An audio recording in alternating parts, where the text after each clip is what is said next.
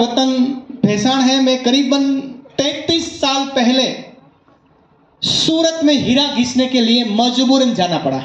मजबूरन समझ सकते हैं ना? मजबूरन ऐसी थी कि खेतीबाड़ी बिल्कुल नहीं है पहले से ही, ना तो मेरे दादा के पास थी, ना तो मेरे पापा के पास थी, ना तो मेरे पास। और जिसके पास खेतीबाड़ी नहीं होती उसको मजदूरी काम करना पड़ता है। और ऐसे ही मजदूरी काम करते करते मेरे पापा का एक्सीडेंट की वजह से एक हाथ बिल्कुल शरीर से अलग हो गया।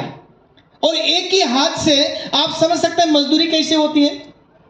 आज दो हाथ से भी सही नहीं होती ना। एक हाथ से मजदूरी काम करते हुए घर चलाया करते थे, लेकिन उसी समय दौरान बीपी और डायबिटीज का शिकार हुए। और आप समझ सकते हैं खेतीबाड़ी नहीं, एक हाथ नहीं, और उसमें भी बीपी और डायबिटीज हो गए।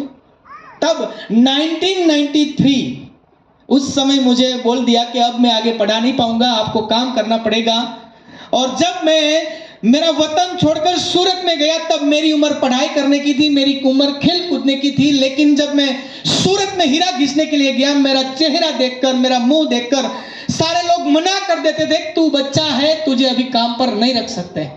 पैसों की जरूरत थी उस समय। मैंने सूरत में आइस कैंडी बेची, टॉयलेट साफ करने का जो एसिड आता था वो एसिड बेचा। मेरा छोटा भाई ने एक चाय की होटल में जाकर कप प्लेट धोया। मेरी मम्मी ने पास में एक हॉस्पिटल थी, वहां झाड़ू पोछा लगाया। ऐसे कर करके कुल मिलाकर 50 रुपया भी नसीब नहीं होता था।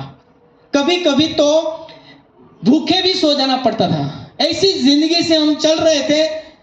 भगवान का लाख लाख शुक्रिया कि हमारे गुजरात की मजबूत जीवादोरी डायमंड हीरा घिसने का काम मुझे मिला। एक ही महीने में मैंने हीरा सीख लिया। और सीखने के बाद पहला मेरा जो पगार आया वो आया 1500 रुपया। पहली बार मेरे परिवार ने 1500 रुपया देखा, वो भी मेरे अकेले से।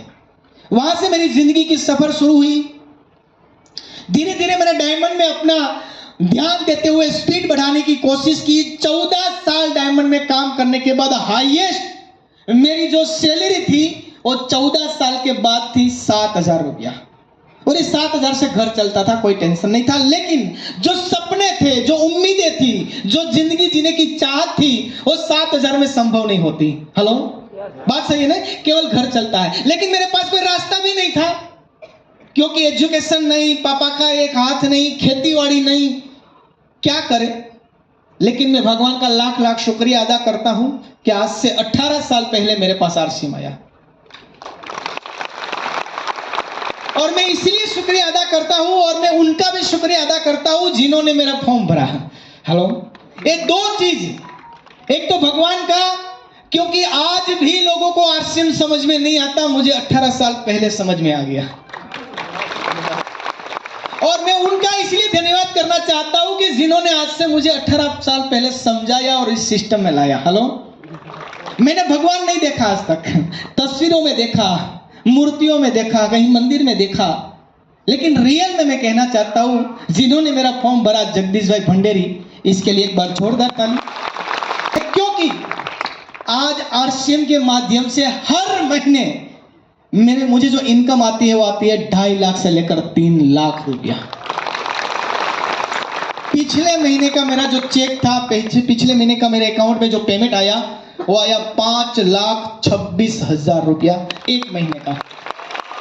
समझ सकते हैं आप? ये आरसीएम की ताकत है, आरसीएम का पावर है।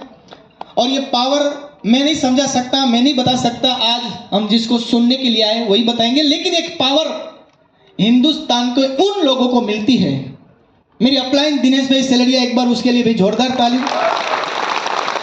वो कहते हैं कि हिंदुस्तान में बहुत सारी बड़ी बड़ी कंपनियां हैं, वो भी बड़ी बड़ी इनकम देते होंगे, लेकिन किसको? जिसके पास स्किल है, जिसके पास डिग्री है, जिसके पास लायकात है। हेलो, बात सही है हिंदुस्तान में बड़ी बड़ी बाटा, टाटा, अदानी, अंबानी, इनसे भी बहुत सारी कंपनी है देश में, लेकिन उनको ही पैसा देंगे, उसको ही सैलरी देंगे जिसके पास डिग्री होगी, जिसके पास स्किल है, जिसके पास लायकात है। लेकिन आरसीएम उनको देती है जिसको कोई जानता भी नहीं है,